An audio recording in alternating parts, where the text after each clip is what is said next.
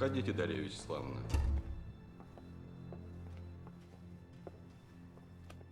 Присаживайтесь. Таким образом, информация о том, что Джафат располагает ядерными зарядами, подтвердилась. И через наших коллег, и через агентуру. Больше того, судя по всему, один из этих зарядов находится в России. Где именно, мы пока не знаем.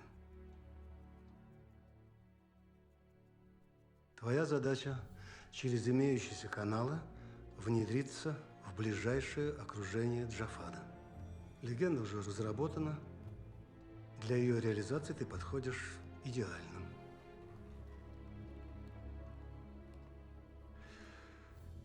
Конечно, мы тебя подстрахуем. Этого человека ты знаешь.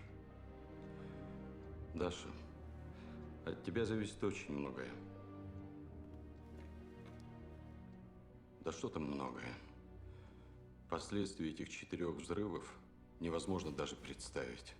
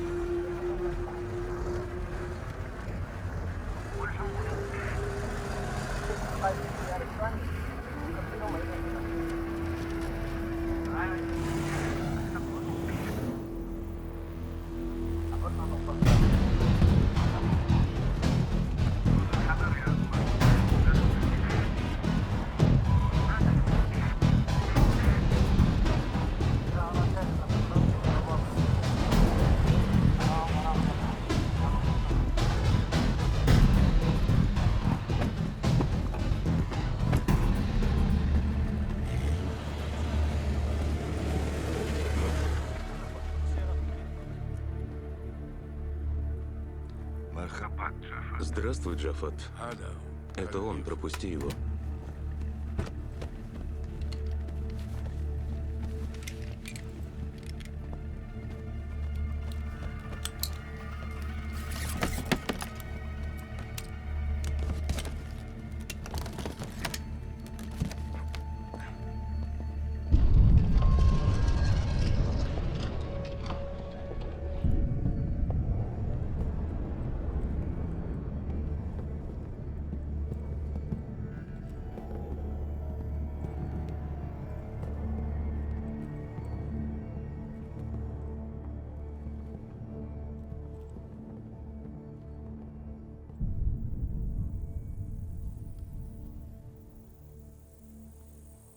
Ну, ты доволен, Джафат?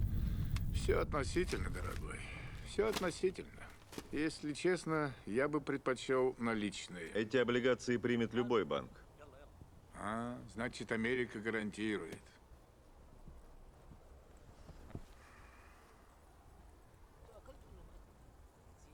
А что делать с этим?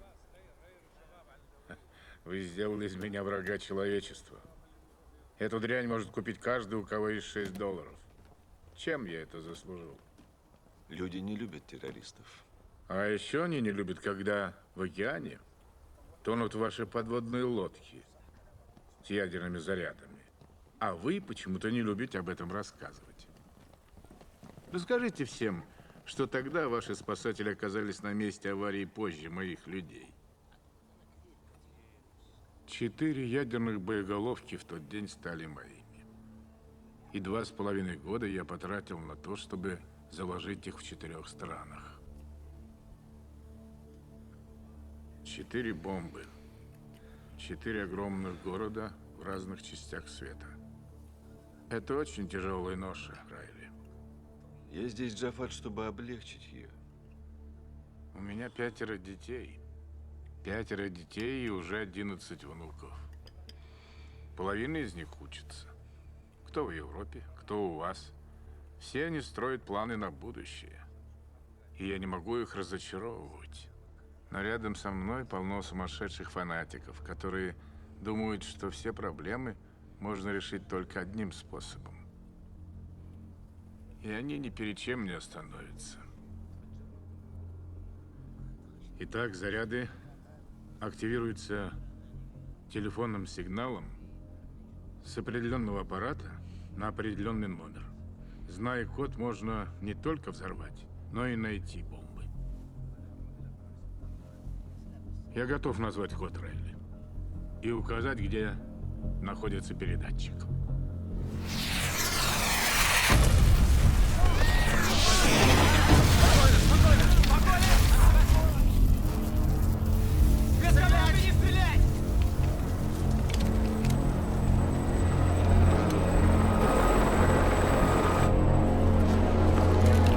Ах ты грязный пес.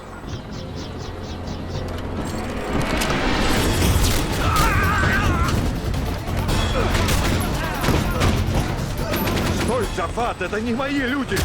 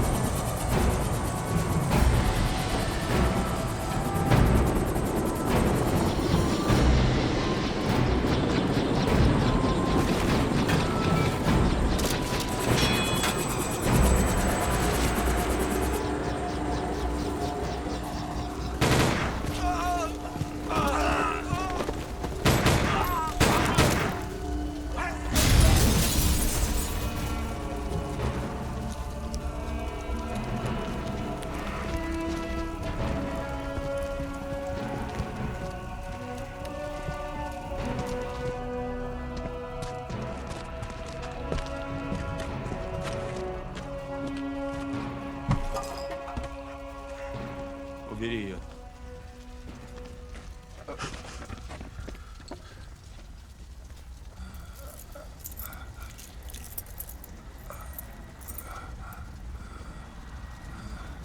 Палач передает тебе привет.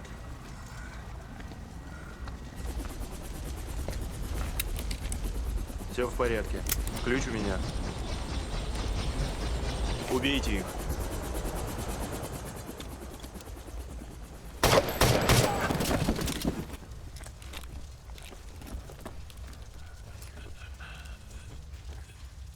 Это он. Это палач. Поклянись мне, поклянись. Ты должна убить его. Я хочу, чтобы он сдох, как собака. Запомни имя. Луи де Вие. Банкир. Он в Париже. У него с палачом какие-то дела. Они забрали ключ. Убей палача. Если он узнает код, он взорвет бомбы. Какой код? 11 цифр. Я разделил код. Двое моих друзей знает каждый свою часть. И место, откуда нужно отправить сигнал. Палач найдет их, найдет. Но есть еще третья, последняя часть кода. Кто знает код? Кто знает третью часть кода?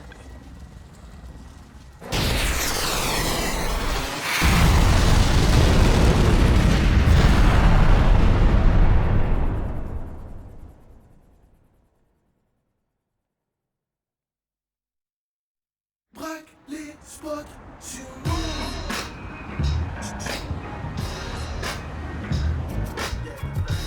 Braque les spots sur nous.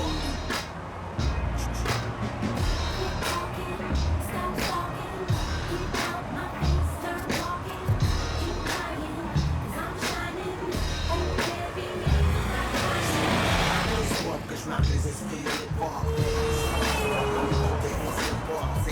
Ça cause un porte-mal, son antidote. Fait monter la pression, ça gigote dans tous les sens. Les potes et moi, on met le paille dans le coin. Incroyable, lourd dans le corps, pas les micros dans le coin. J'pars en voyage, comme quand j'ai tiré dans le coin. Nickel sky avec le son, ça fait un putain de mariage, ça. On est des parias, avec le sens du rythme. Mariage, t'inquiète, les jeunes, on va en prendre. Jury, des bracelets plus. Все, ничего не говорите, ни слова, все. Лучше молчите. Я ехала за вами, я никуда не торопилась. Какого черта вы остановили машину?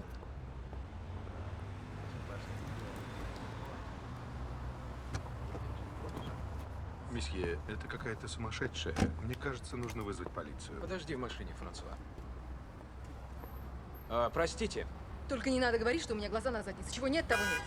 мне бы это и в голову не пришло. Ну и что? И что вы так разгуделись? Я не могу вести машину в таком состоянии. Я, между прочим, в отличие от некоторых, сама сижу за рулем. Мне жаль, что так вышло. Примите в знак извинения. Я хотел бы загладить свою вину. Что ж, попробуйте, месье Девье.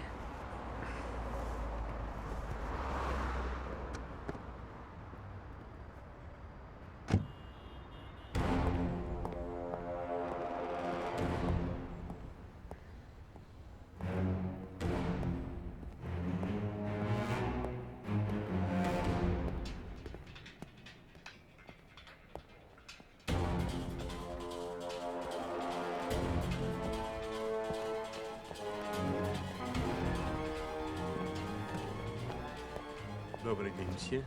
Чем могу быть полезен?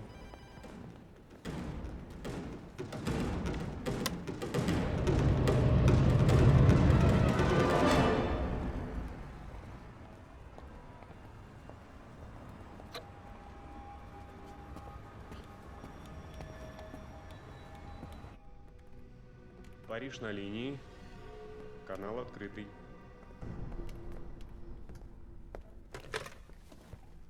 Ну, здравствуй. Как долетела? Нормально. В самолете спала, как убитая. Что с работы? Утром была на собеседовании. Кажется, все прошло отлично. Слушай, к тебе сегодня зайдет сын одного моего приятеля. Парень не подкованный, можно сказать, с улицы, но компьютерный гений. Не удивляйся, ничего, поговори с ним насчет программного обеспечения. Послушай, я же просила. Он уже в Париже.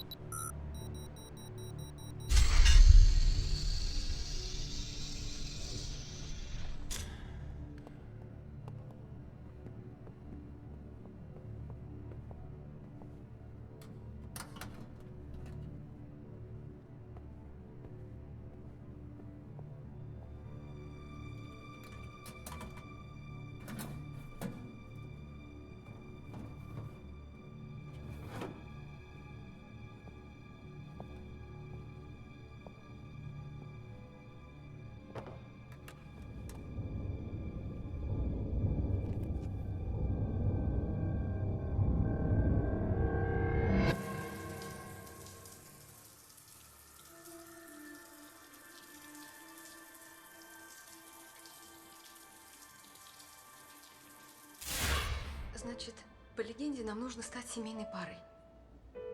Угу. Ну и Что? у тебя есть опыт? Нет. У меня тоже.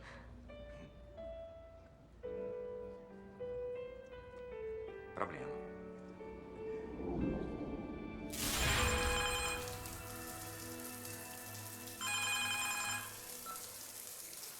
Слушаю.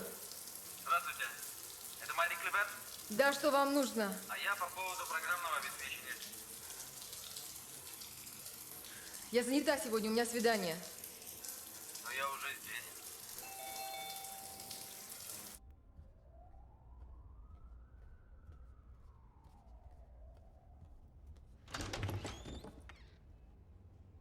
Опа, Что? я мышь. Компьютерная.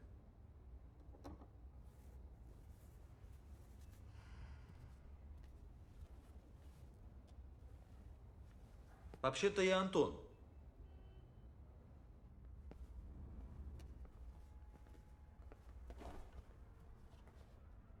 Я там вас подожду. Лучше. Да нет уж. Прислали помогать, так помогай. Давай, покажи, на что ты способен.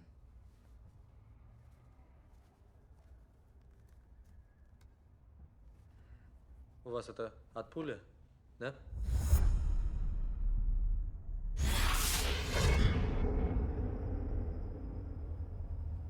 Пока это все. Джафат очень осторожен. Мне кажется, он хочет встретиться с американцами.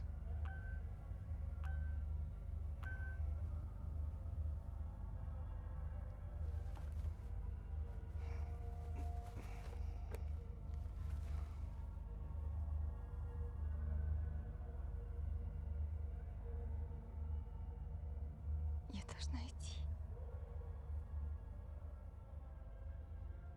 Какая же ты красивая.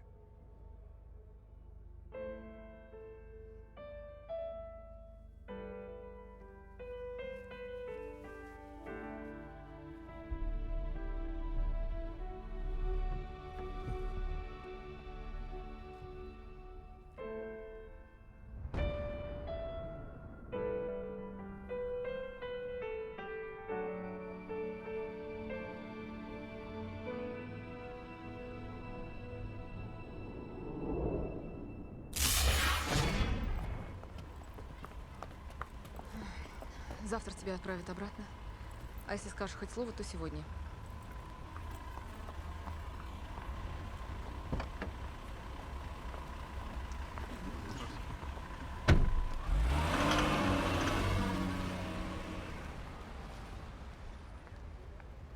Опа.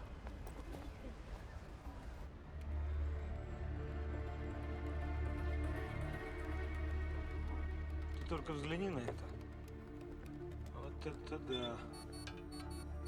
Сегодня наш день, Рони.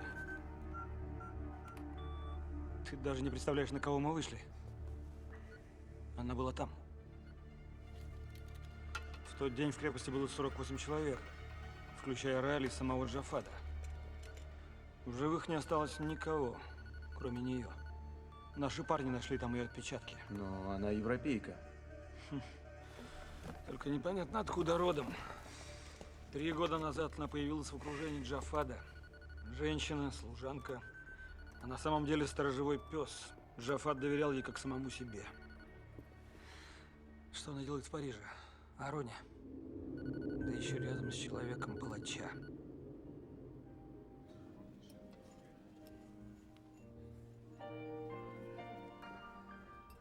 А когда вы набросились на Франсуа, я почувствовал, что...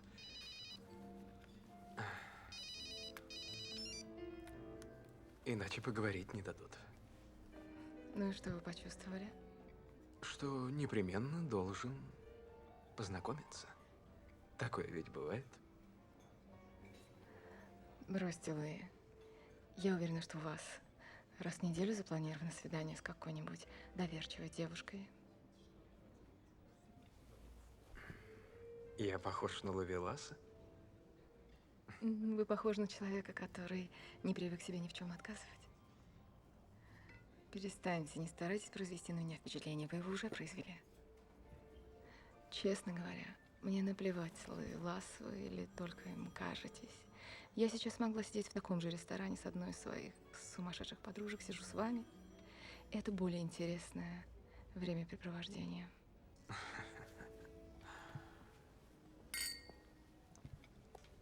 Прошу прощения, месье Дивье, вас к телефону. Спасибо. Я сочувствую будущей мадам Дивье. Иметь такого мужа, как я, тяжелое испытание. Я на пару минут.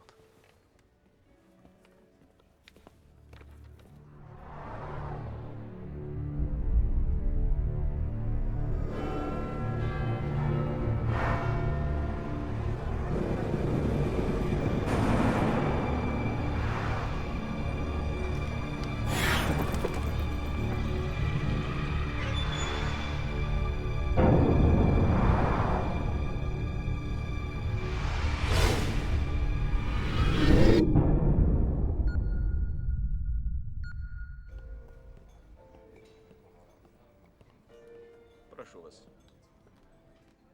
Слушаю. Да? Слушай. Что? Слушай. Второй человек, видимо, в Норвегии. Пока ищем. Третий за последние годы сменил несколько стран. В итоге обосновался в Малайзии. Так что проще всего с итальянским адвокатом. Он живет во Флоренции. Мы будем там через час. Забронируйте номер. Я вылетаю.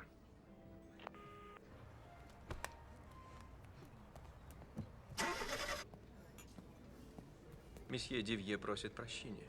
У него возникли неотложные дела во Флоренции. Он просил передать, что позвонит по приезде. Счет оплачен.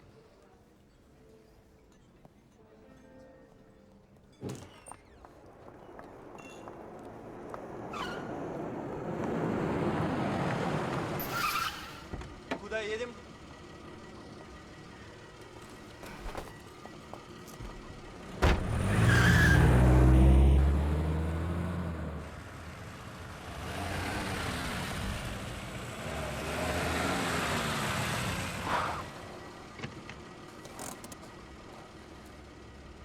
Что-то не так?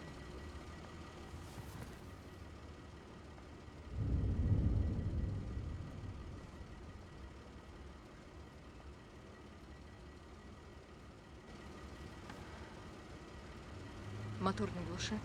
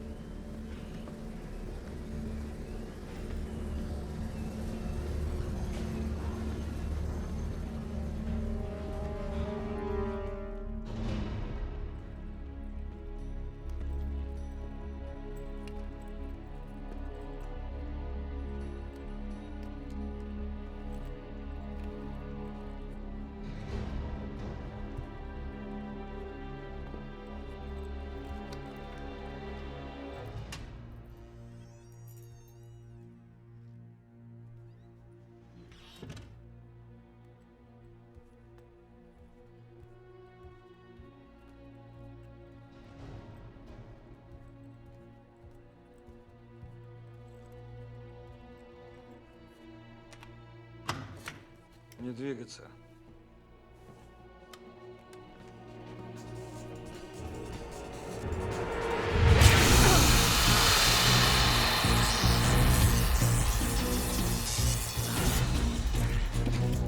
Двери! Держите двери! Она будет уходить!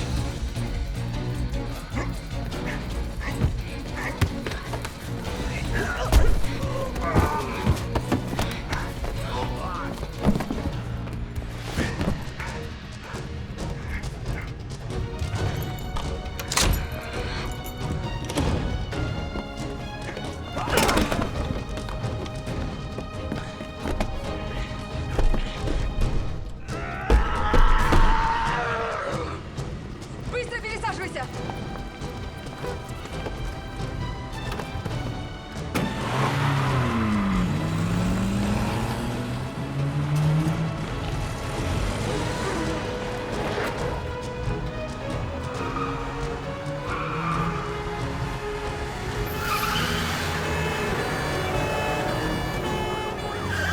Смотри, там тоже полиция.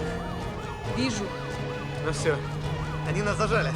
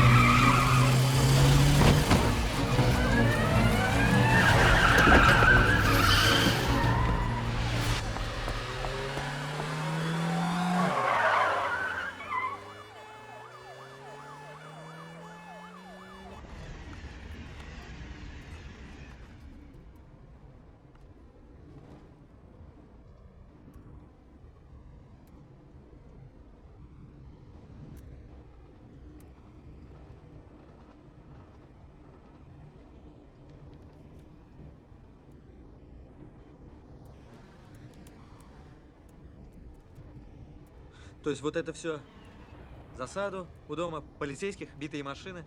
Все это мы получили из какой-то открытки, да? Это не открытка, это фотография. И что это? Мой любимый город. Ну, это Париж, понятно. И все? Все.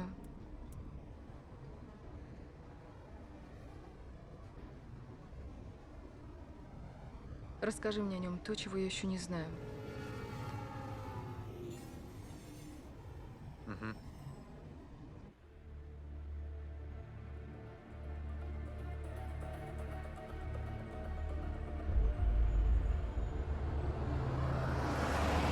Его отец Филипп Девье умер 11 лет назад. Умер и оставил сыну банковский бизнес. Это я уже знаю. Это все знают. А ты знаешь, что настоящий отец Луи вовсе не он?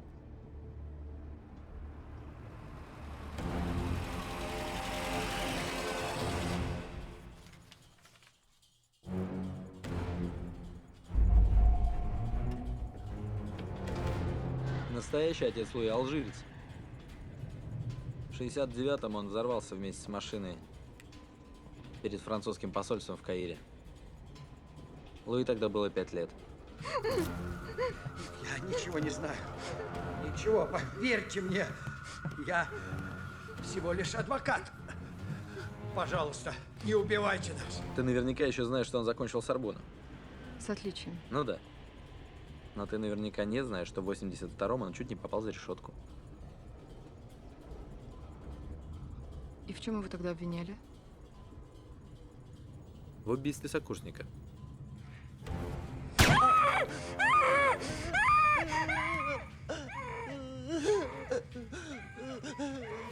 Все это лежит там, в сейфе.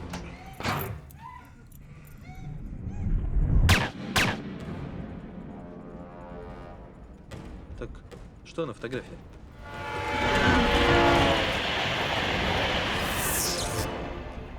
Если найдете ее, сразу сообщите мне. Сами ничего не предпринимайте.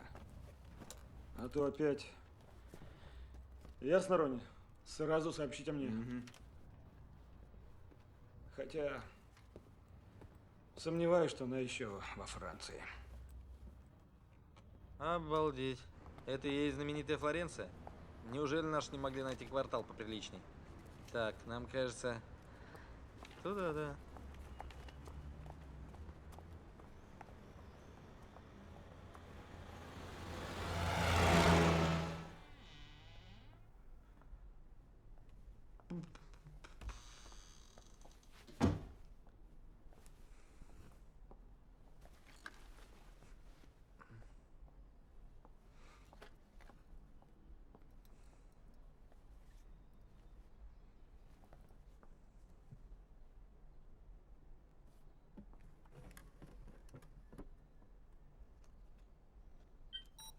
Объект 1951 на связи.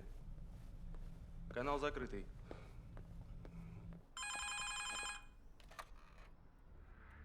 Он остановился в отеле Вестин Эксельсиор, номер 537. Прибыл сегодня утром на собственном самолете. Бессонная ночь. Бессонная жизнь. Так, что у тебя? Слишком мало информации. Ни имен, ни других зацепок. Мы только знаем, что эти люди были как-то связаны с Джафадом. Найти-то мы их найдем, но на это могут уйти недели. Нет у нас этих недель. Связывайтесь с итальянцами, норвежцами. Пусть подключаются.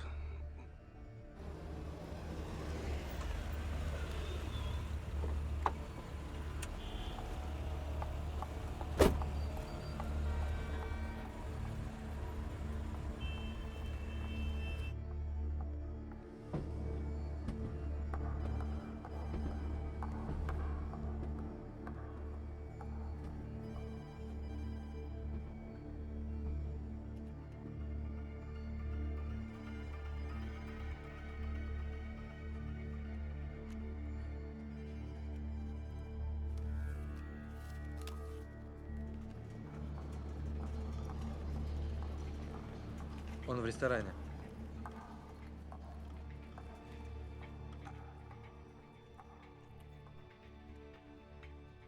Сольди был в списке первым. Значит, это, скорее всего, первая порция цифр. За второй частью нужно лететь в Норвегию. Но там этих Бьорнов, Петерсонов.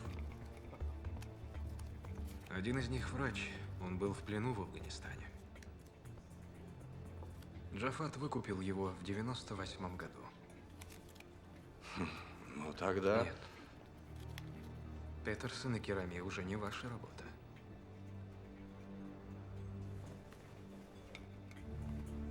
Палач мне не доверяет?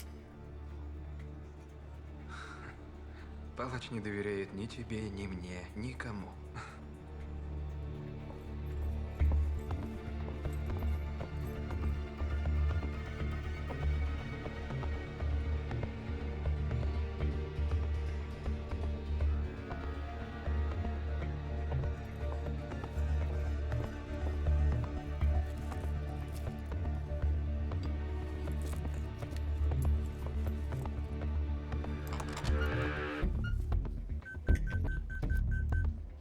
Кто-то вошел в номер.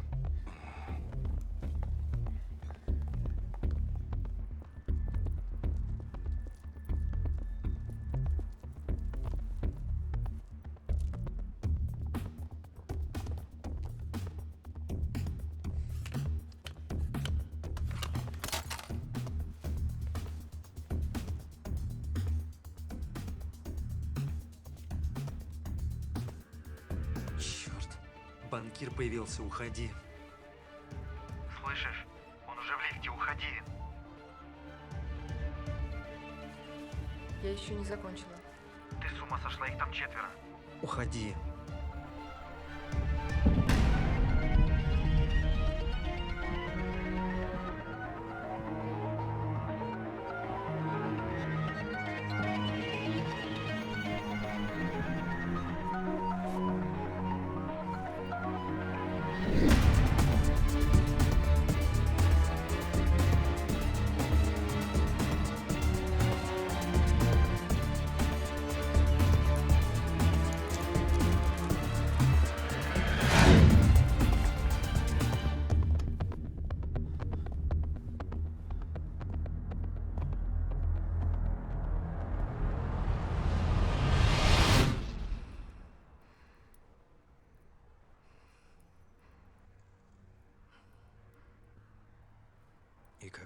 мать.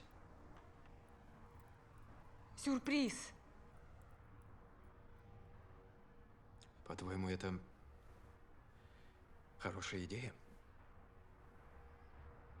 А бросить меня одну в Париже? Это какая идея?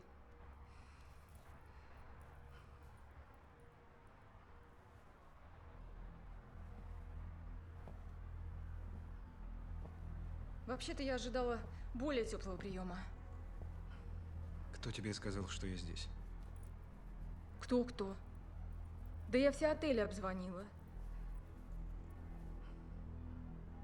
А как же дверь? За 100 евро тебе здесь откроют любую дверь.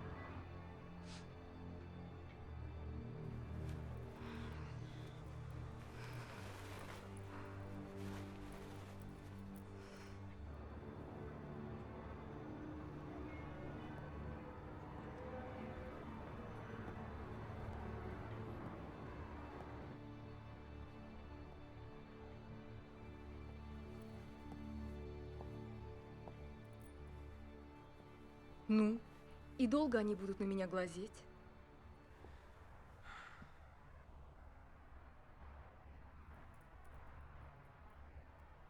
Можете идти.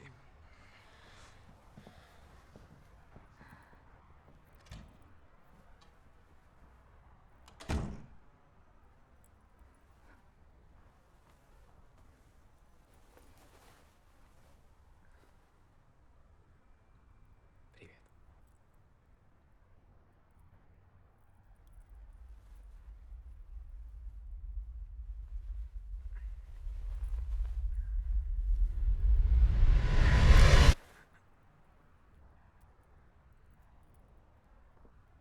Мне нужен палач.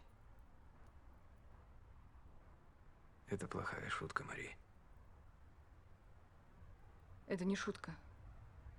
Мне нужен палач, Луи.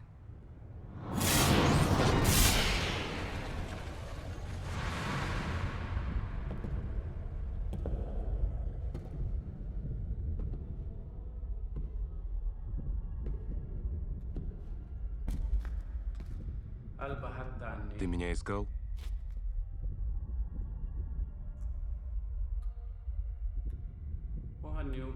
Поздравляю, ты меня нашел. Где его телефон? Позвони тем, кому ты обычно звонишь.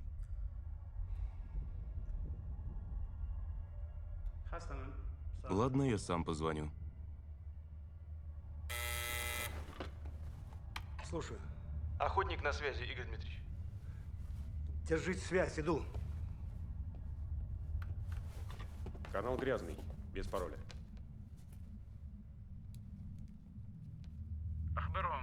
А теперь скажи им, что нашел меня. Скажи. Не хочешь? Хорошо, я сам скажу. Он нашел палача.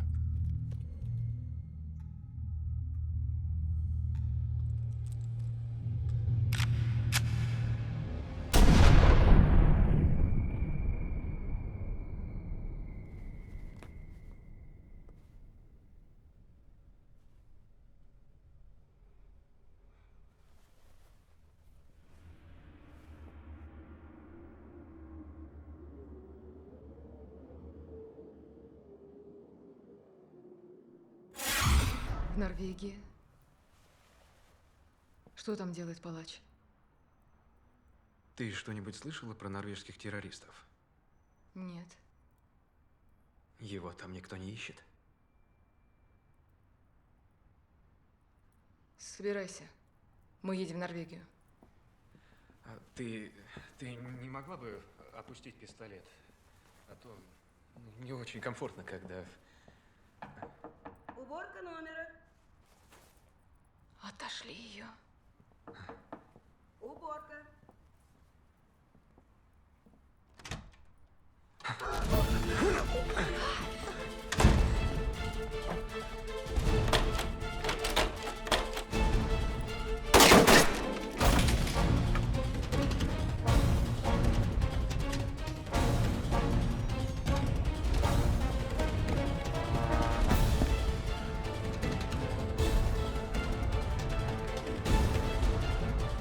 Антон!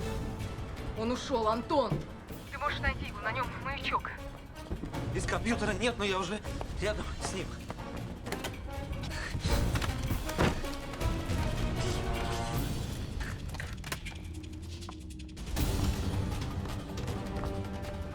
Ну, где он? Подожди, я не могу думать быстрее компьютера. Так, он в отеле. Где? Где в отеле? Сейчас. Мария, он здесь. Где? На стоянке.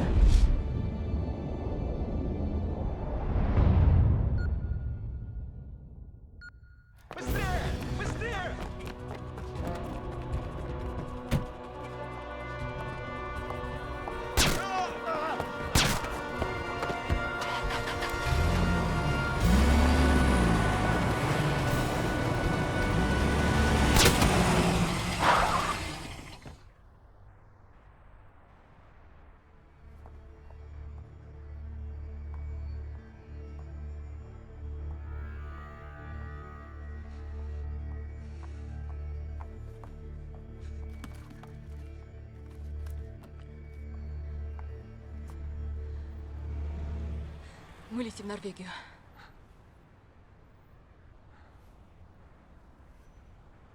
Срочно подготовьте группу поддержки, обеспечьте безопасность 28-й, возьмите все необходимое. Вылетаем в Осло через час 10. Предупредите норвежцев, понадобится их помощь.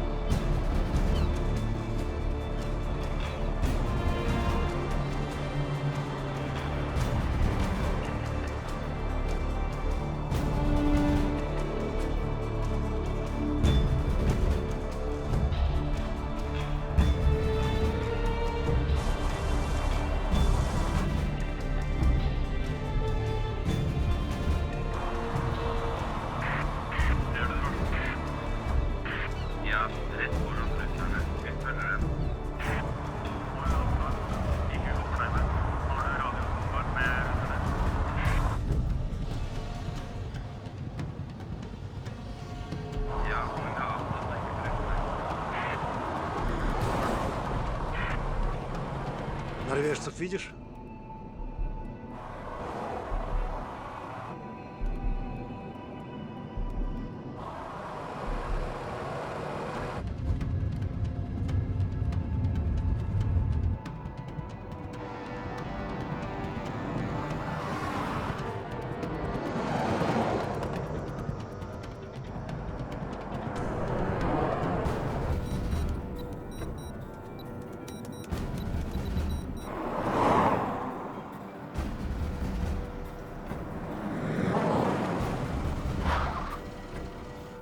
Туда они свернули. Быстро, быстро.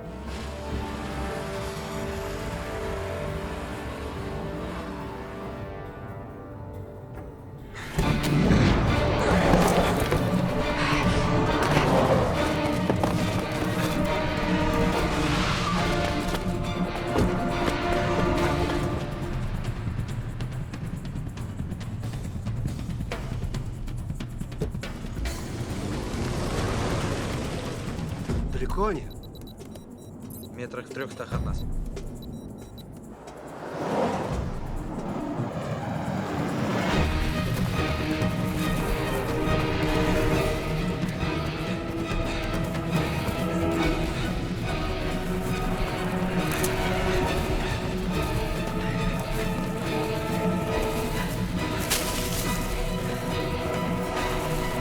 Ну хорошо, этот умник сумел избавиться от пиджака. Но почему-то на нее-то не повесил маячок. Ну, потому что она сказала, что если я это сделаю, то... То? Ну, то...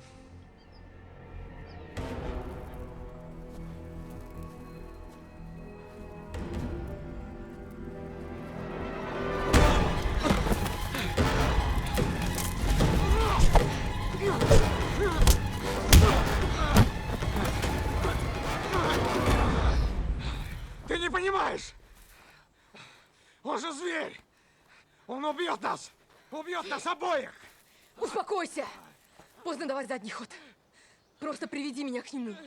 Что ты ему сделаешь без оружия? Мне не нужно оружие. Мне нужно оказаться в метре от него. Если бы ты знала, как я устал. Не могу больше. Убей его, освободи меня от этого зверя.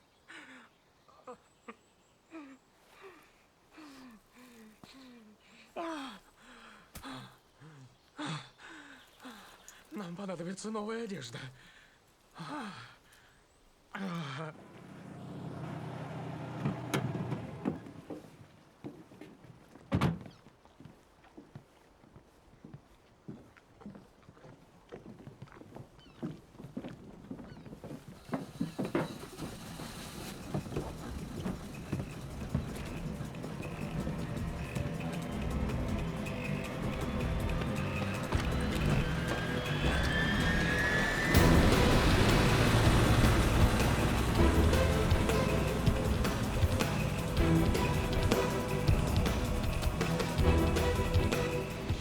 Сейчас, но не могли они далеко уйти.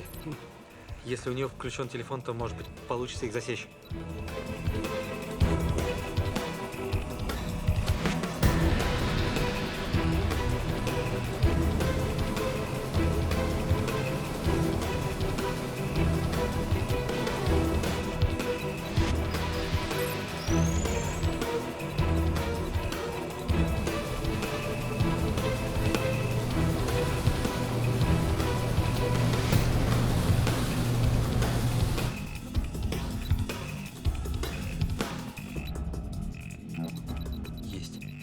Есть, я нашел.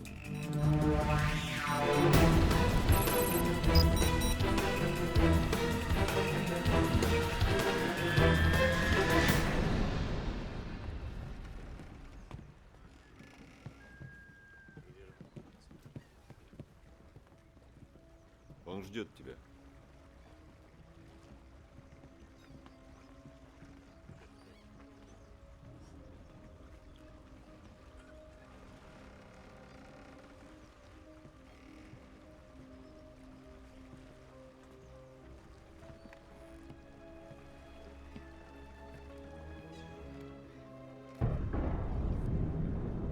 Амма, веди ее. Пошли.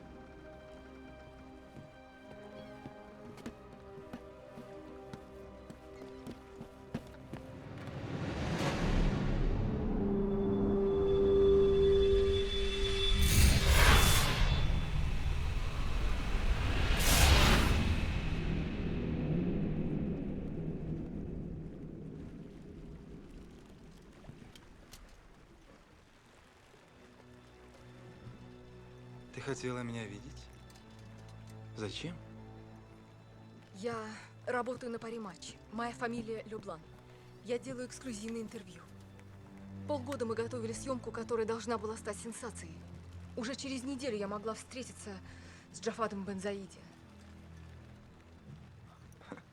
Тебе не повезло. Мои люди встретились с ним раньше. Ты хочешь знать, за что я убил Джафада? Джафад предал великую идею. Он превратил священную войну в бизнес.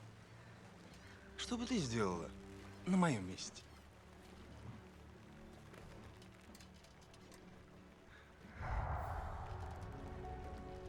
Стоит мне поднять руку, и твоя голова разлетится, как арбуз. Да, я понимаю.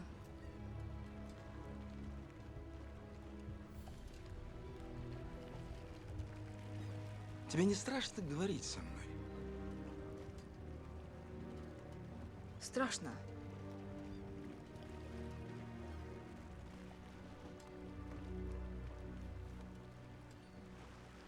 Ты лжешь. Я не чувствую твоего страха. Она не журналистка. Она... Я знаю, Луи. Анмар, он обманул нас. Нет!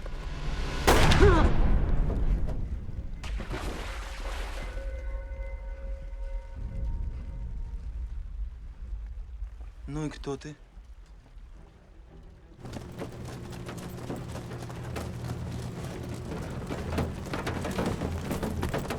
Кто послал тебя? Отвечай. Джафад.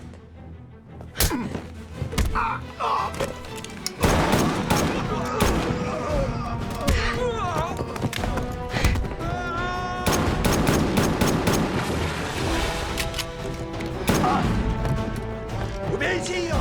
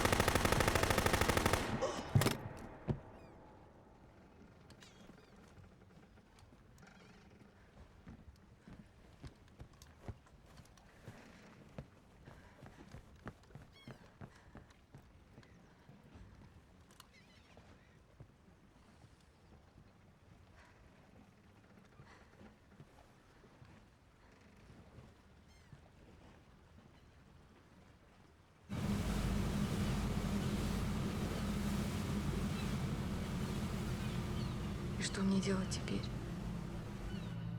Ничего. Ты возвращаешься в Москву.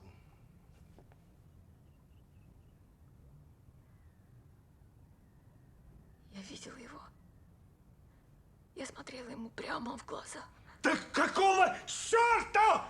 Он оказался мертв! Тебе оставалось только дождаться нас!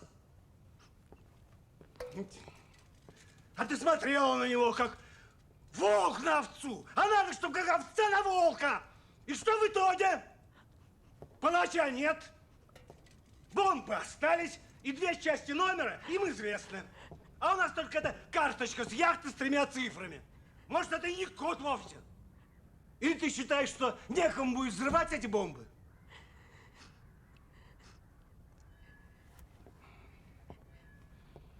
Ну, все, успокойтесь.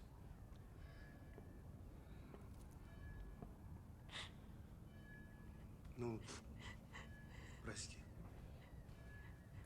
Тебе нужно выспаться, и самолет через 9 часов.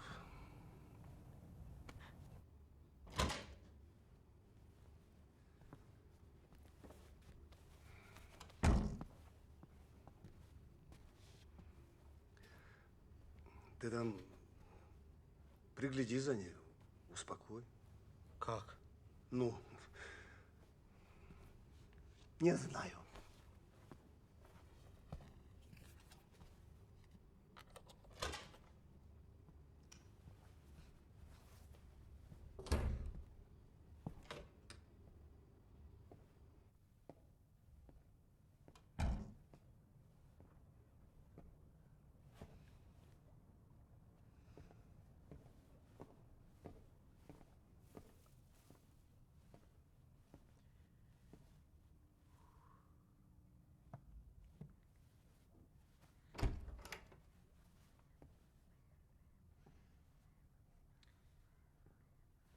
Я это... Может... Пошел вон. Ага.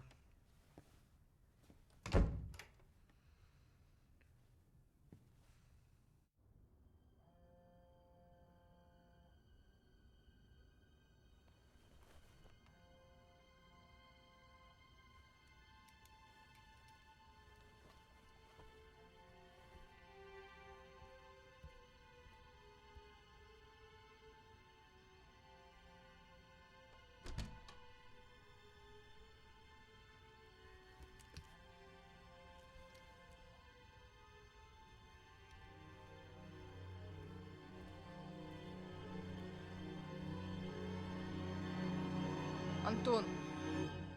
Антон! Твой телефон надрывается. Мой телефон молчит у меня под задницей. Это твой.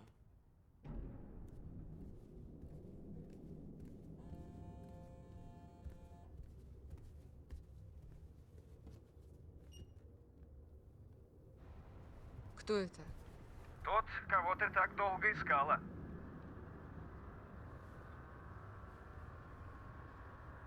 Луи? А я думал, ты искала палача. Палач мертв. Как видишь, нет. Лучший способ защиты — быть в тени самого себя. Все считают тебя слугой, и никто не догадывается, что ты и есть хозяин. Знаешь, мне... Плевать, на кого ты работаешь. Ясно одно, вы хотите обезвредить бомбы. Но для этого нужно собрать код. А это очень непростая задача. Что тебе нужно? Ты. Мне нужна ты, а я нужен тебе. Без меня ты не найдешь бомбы. А я без тебя не смогу их взорвать. И знаешь почему? Почему? Потому что месяц назад ты убила Сахика Керами, который хранил третью часть кода. Я не знаю никакого Керами. А в Малайзии его очень хорошо знали. По крайней мере, когда его убили, об этом написали все газеты. У Керами было аж 7 телохранителей. Их всех убили. Полный бак. Почти всех. Один чудом выжил. И с его слов полиция составила фоторобот убийцы.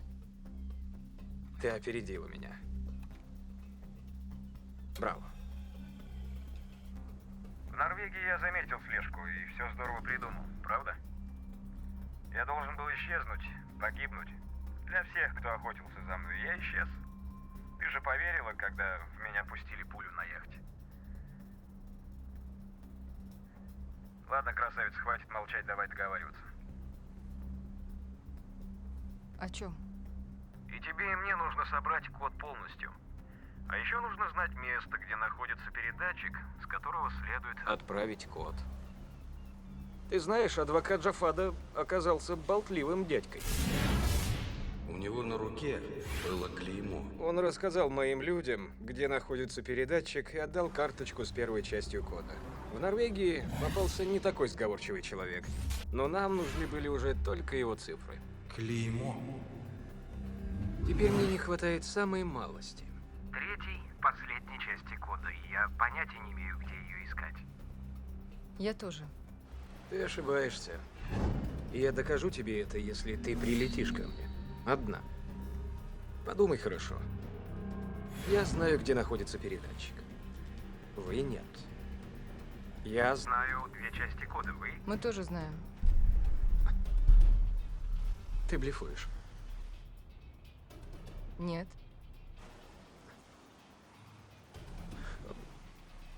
Можешь назвать?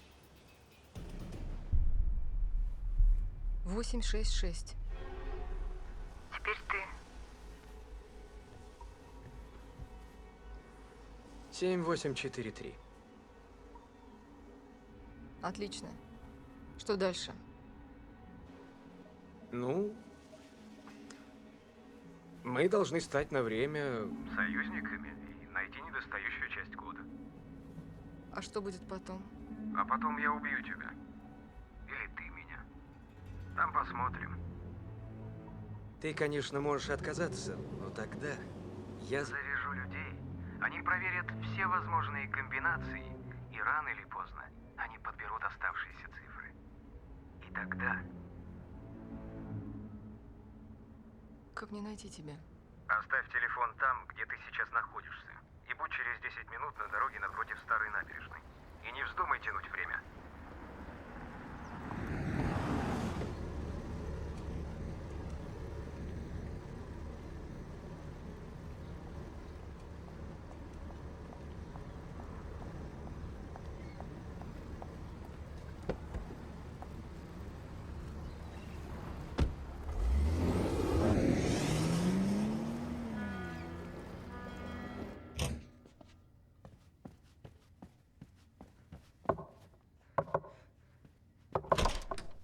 Игорь Дмитриевич, она пропала. Как пропала? Я не знаю, я спал. Она телефон оставила. Тут ей палач звонил. Палач? Палач. Она вот записала разговор, наверное, чтобы мы в курсе были. Послушайте, пожалуйста. Ты, конечно, можешь отказаться, но тогда я заряжу людей. Они проверят все возможные комбинации, и рано или поздно они подберут оставшиеся цифры. И тогда... Как мне найти тебя? 866. Теперь ты. 7843. Отлично. Что дальше? Фонетическую экспертизу провели. На этой фразе в голосе появляется новая интонация. Увеличивается длина некоторых гласных. Это либо очень сильное волнение, либо названные цифры ложные. Да наверняка ложные. Но она молодец. Правильно отыграла. Откуда он звонил? Пока непонятно. Вычисляем. Давайте побыстрее. Все вещи ее здесь, ну, кроме тех, что на ней.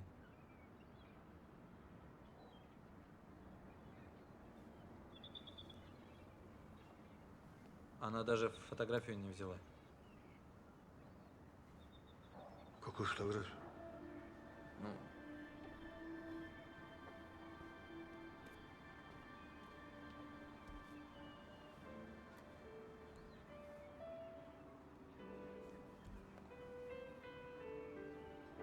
а что это за фотография? Это не игра, ты понимаешь? С тобой следят, тебя фотографируют. Может, даже сейчас. Ты рискуешь каждую секунду. И не только с собой. Так что чувство для тебя непозволительная роскошь. Завтра он улетает. Как завтра? Он же... Куда? А это не твое дело. Ты что себе думаешь, а?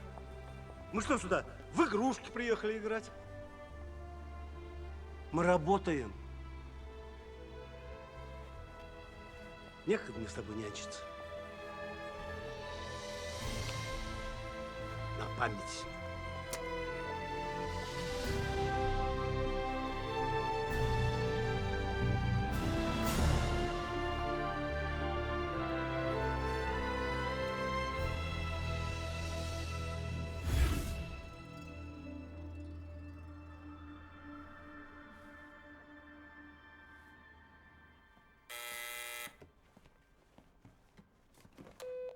Слушаю. Олег Борисович, палач звонил из Куала-Лумпура, Малайзия. Перебросьте туда срочно группу поддержки. Но никаких там поисков, действий и так далее. Только режим ожидания. Сообщите Харитонову, пусть отправляет этого парня для связи в Куала-Лумпур. Пускай там засветится для нее. И ей будет спокойнее, и нам. Олег Борисович, парень не наш. Вот именно. Значит, по каким базам не проходит. Бог знает, какие там возможности у нашего клиента.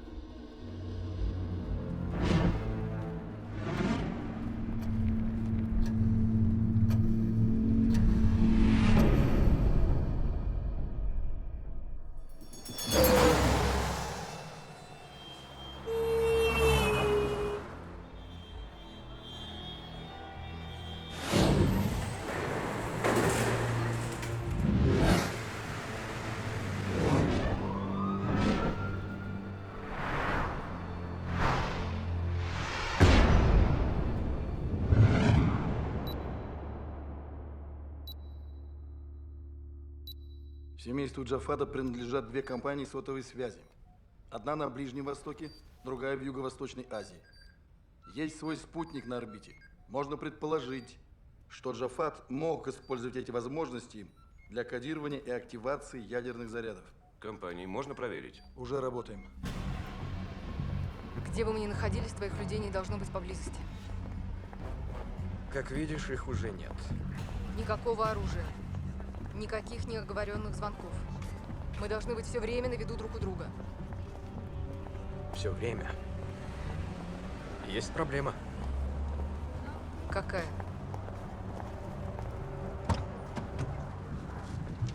Я мужчина. Ты женщина. Придумаем что-нибудь.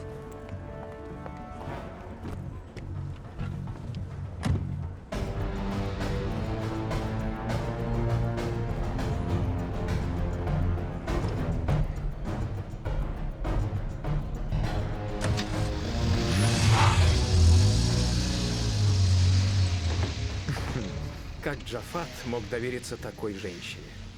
А как французский банкир мог усыновить сына террориста? А, это. Мне сделали отличную родословную. Жертва войны, сирота. К тому же, я был чертовски привлекательным ребенком. Моя новая мама была от меня без ума.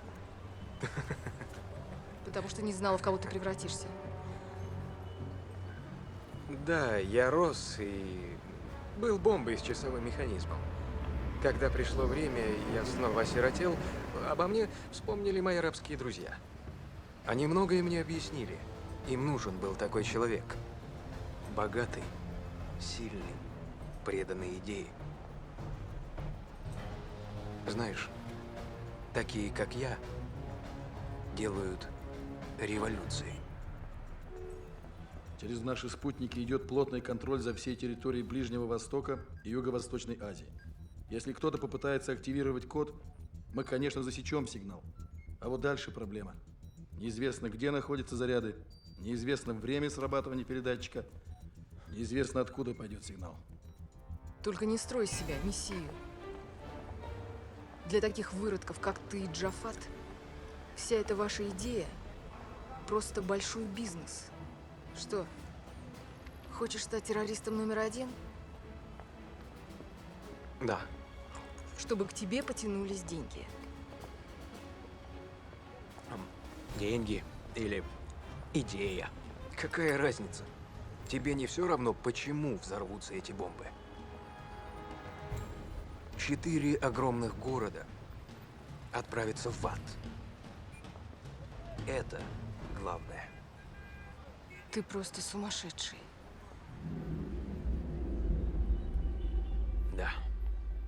Код для автономной активации ядерных зарядов этого класса обычно состоит из 11 цифр. Первые 7 выводят их из спячки. Затем проходит около 20 секунд на самотестирование и отправку обратных сигналов о готовности к взрыву. В этот момент можно вычислить местонахождение всех 4 зарядов, но предотвратить взрывы можно только на месте, не допустив ввода последней группы цифр. Она обо всем этом знает.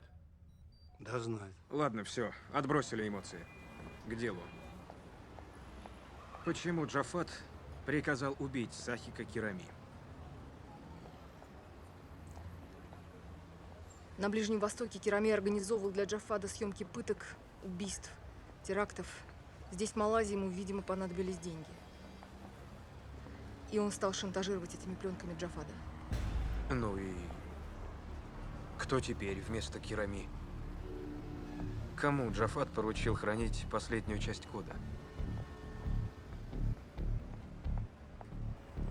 Не знаю. Джафат был здесь? Да.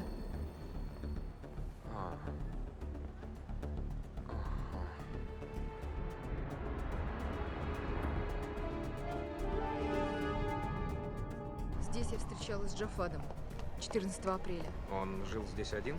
Да. Итак, итальянец был его адвокатом. Норвежец – другом, к тому же и лечил его. Сахи Кирами был ближайшим помощником. Кого он выбрал вместо Кирами? Он не мог довериться, кому попало.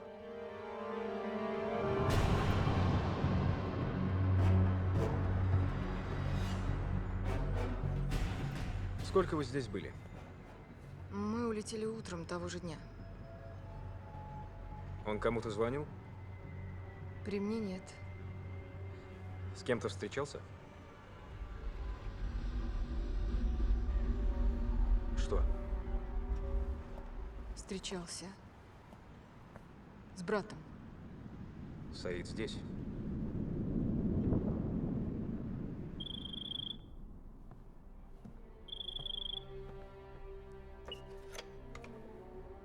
Кто вы? Нам нужно с вами поговорить. Это очень важно. Я вас где-то видел. Я была здесь недавно, с вашим братом. Джафат мертв. Вам лучше уйти. Послушайте, это очень важно. Я вызову полицию.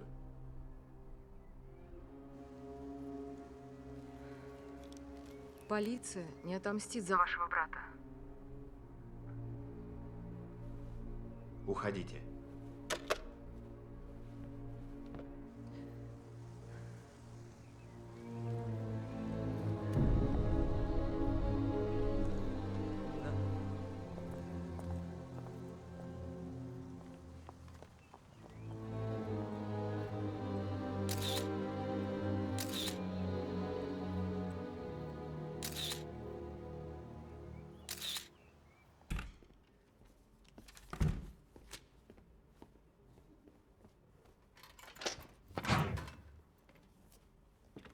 Нашелся француз. 2 часа назад его засекли в Малайзии. Наши парни пасут там брата Джафада. Так вот, этот тип сегодня приходил к нему. И причем не один.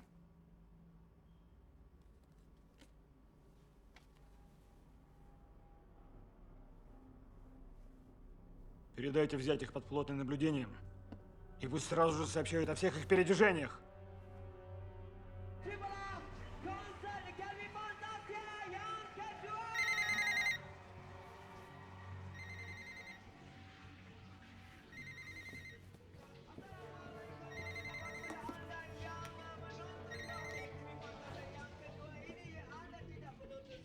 Слушаю. Выйди на балкон. Одна.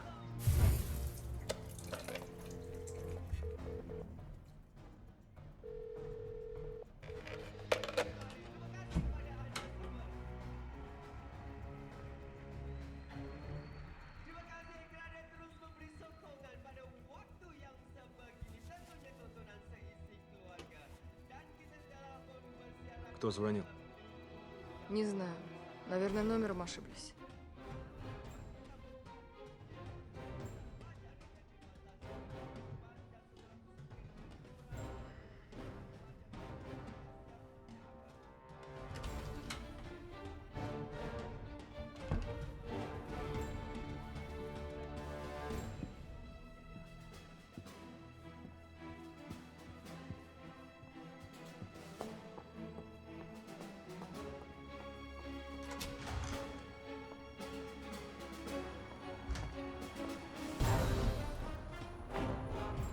На тебе печать Джафада. Значит, брат доверял тебе. Перед самой смертью он позвонил мне. Он чувствовал, что обречен.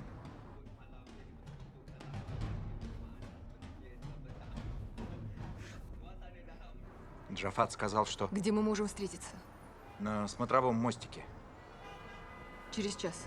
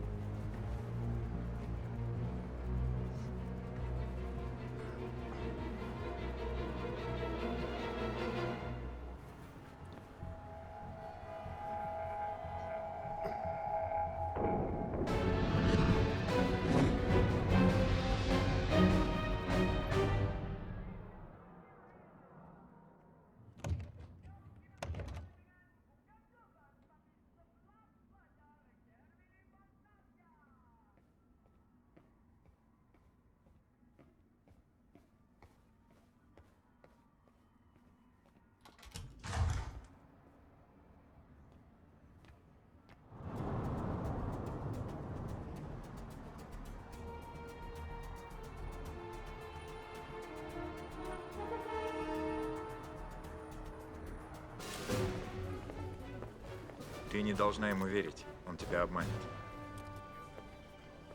Вы его знаете? Он имел дела с моим братом. Потом их пути разошлись. Но Луи как был ублюдком, так им и остался. Что вам сказал Джафад? Что поменял цифры, которые хранил Сахи Керами. И они у тебя. У меня? Она спрашивает, у меня? Он так сказал. Не понимаю. Она отвернулась, я не вижу ее губ. Нет. Мне Джафад ничего не говорил. Может быть, что-то передавал. Нет. Вспоминай. Он сказал, что ты догадаешься. Он доверял тебе. На тебе его клеймо.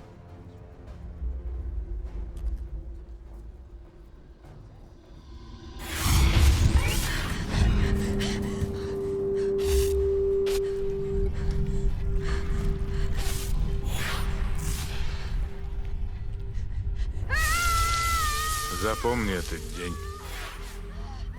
Запомни, это самый важный день в твоей жизни. Он сказал, чтобы я запомнила этот день. Какой день? Через 3 дня после того, как мы вернулись из Малайзии, мне поставили это клеймо. Я кричала от боли, а он склонился надо мной и повторял: «Запомни этот день, запомни».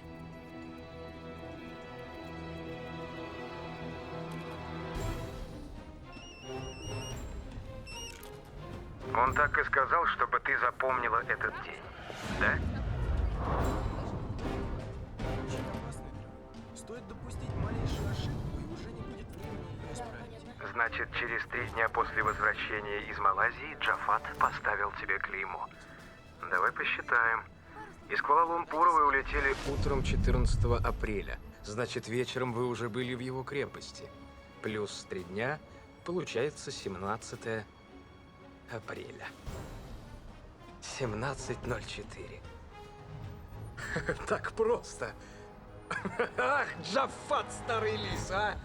Ты знаешь, еще в древнем Вавилоне клеймили слуг, чтобы те запоминали важную информацию, потому что боль врезается в память. Где ты? Я смотрю прямо на тебя.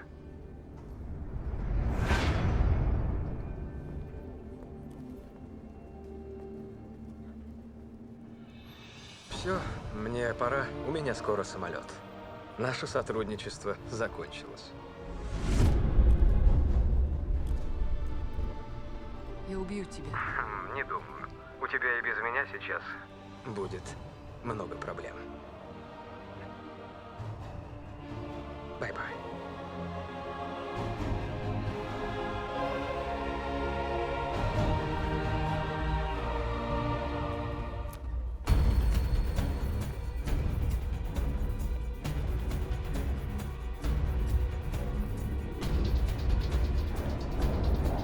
Беги!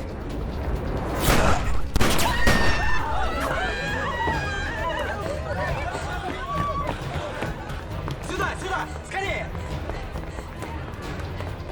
Где телевизионщики с парашютистом? Наверх ушли! Оставайся здесь! Нет, я с тобой.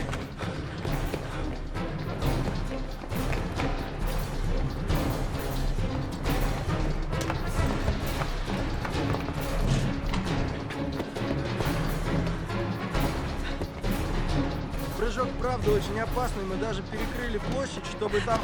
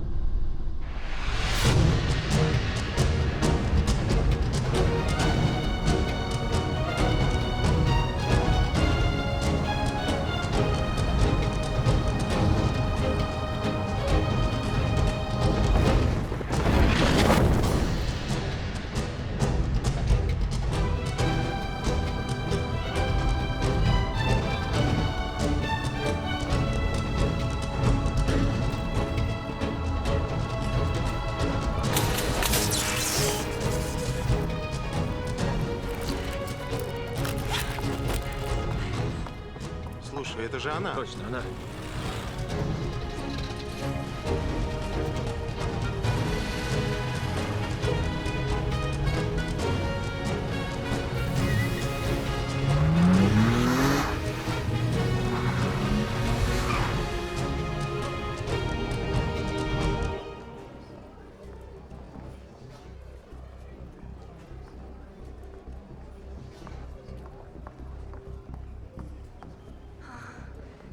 Добрый день. Здравствуйте. Не могли бы вы мне помочь? Мне кажется, что мой муж, он улетел без меня.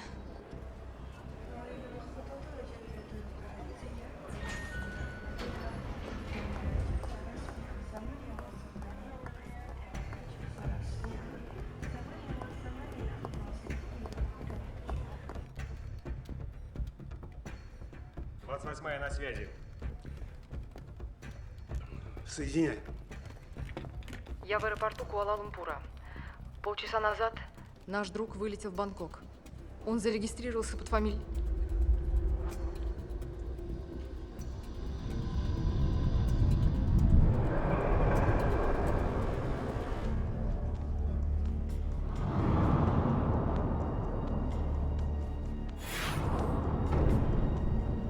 Поправка. Он летит в гости к Джафаду. Ты уверена? Уверена. И еще. За мной хвост. Не могу понять, кто. Но, по-моему, американцы. С американцами свяжемся. Держите постоянную связь с Минобороны. Ты сможешь опередить француза?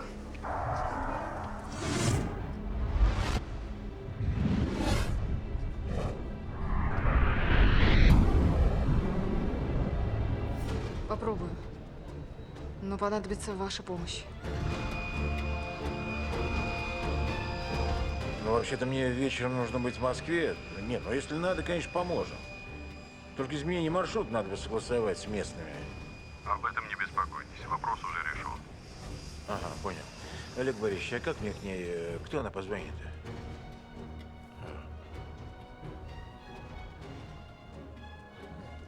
Ну, прямо сейчас и вылетаем. Да. Сделаем. Ну что, товарищ полковник, полетели, да? За вами? Да. Прошу вас.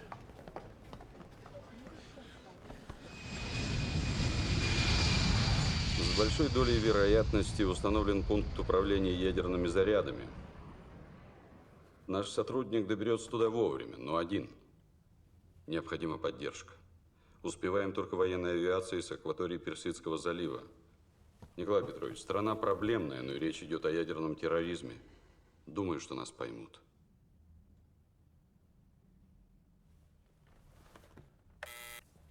Слушай, Николай Петрович. Соедини меня с министром обороны.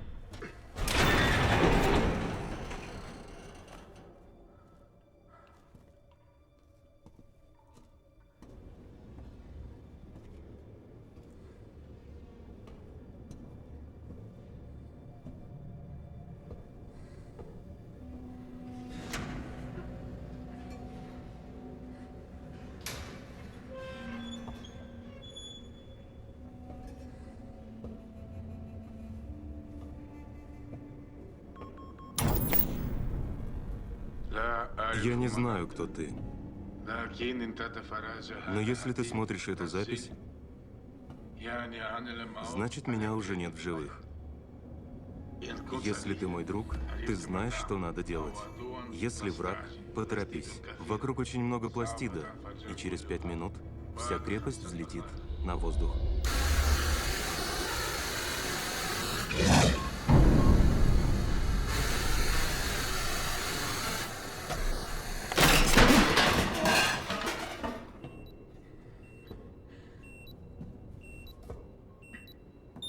Есть сигнал из объекта С. Работаем.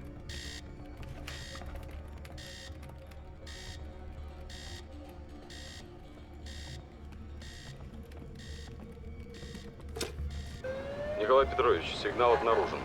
Крепость Джафада? Так точно. Понял.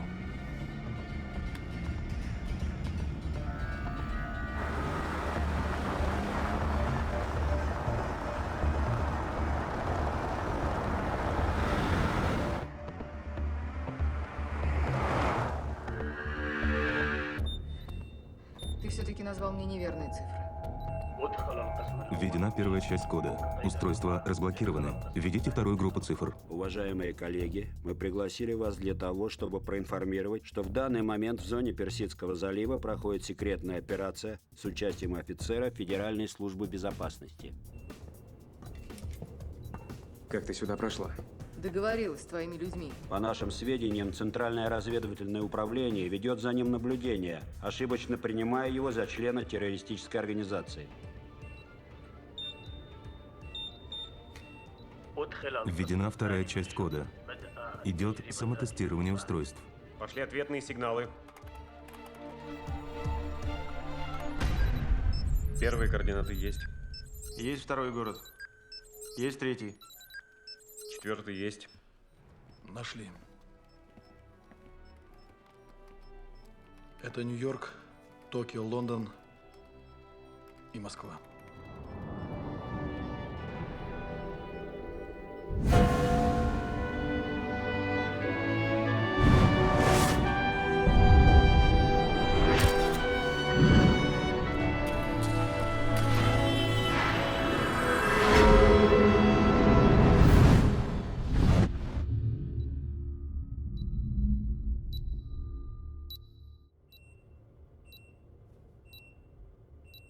Введите последнюю часть кода.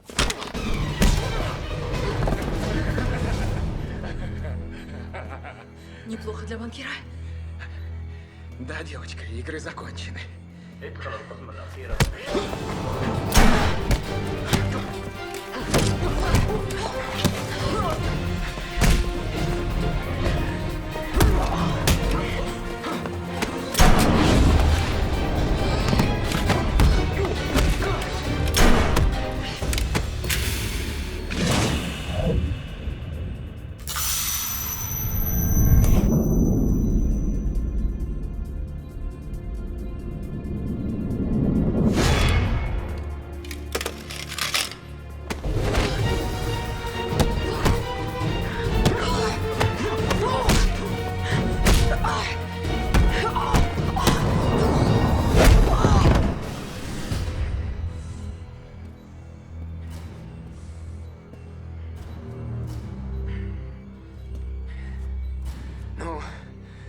чувствуешь? Продолжим? ادخل القسم الأخيرة من الشفرة.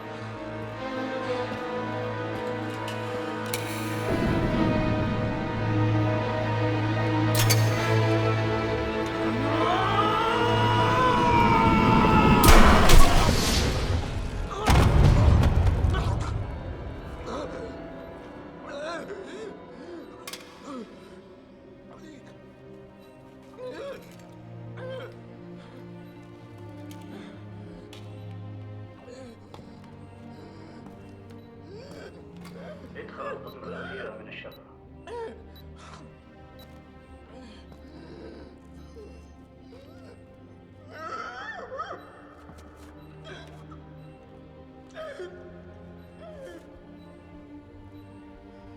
Он нашел палача.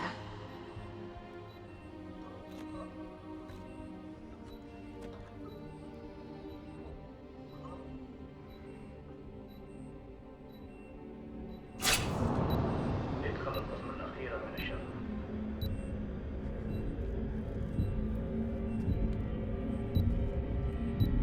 ادخل القسم الأخيرة من الشفرة. Сигнал прерван.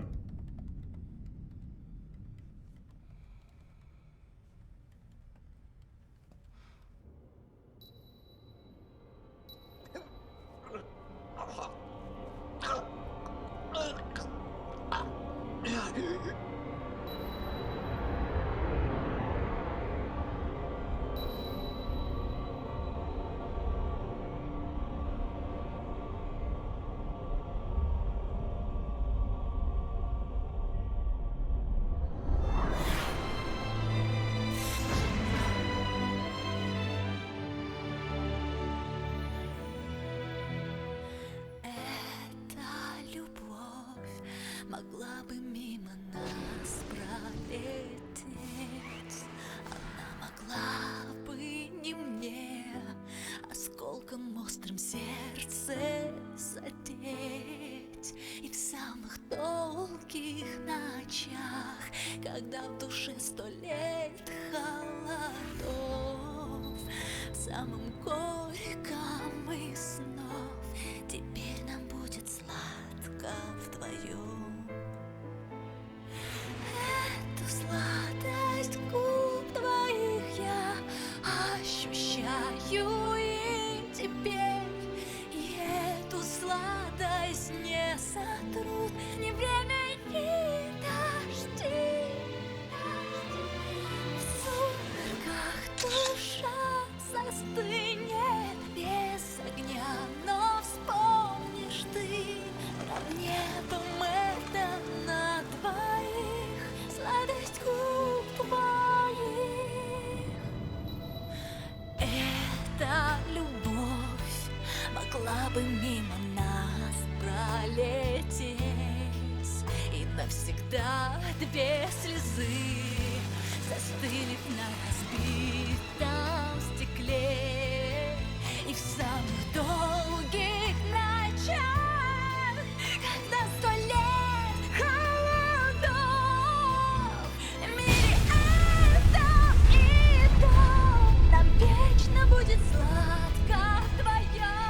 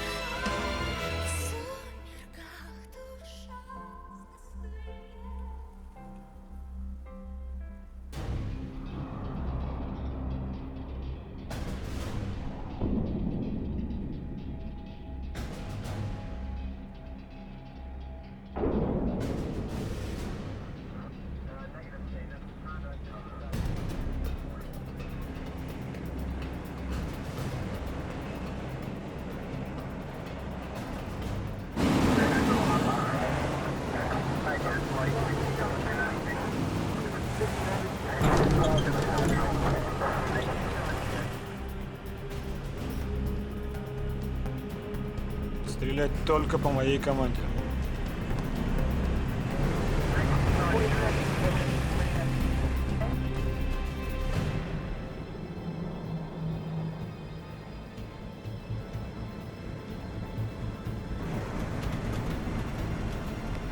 Объект в зоне поражения.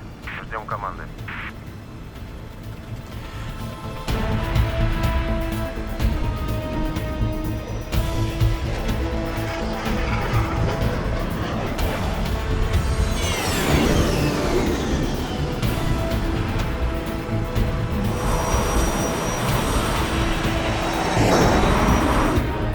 Что за черт?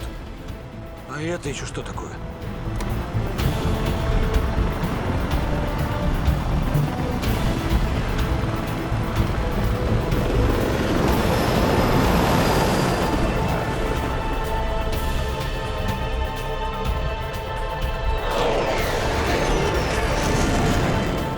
Какой русский полковник? Она же... Нет, я не собираюсь воевать с русскими. Yes, sir.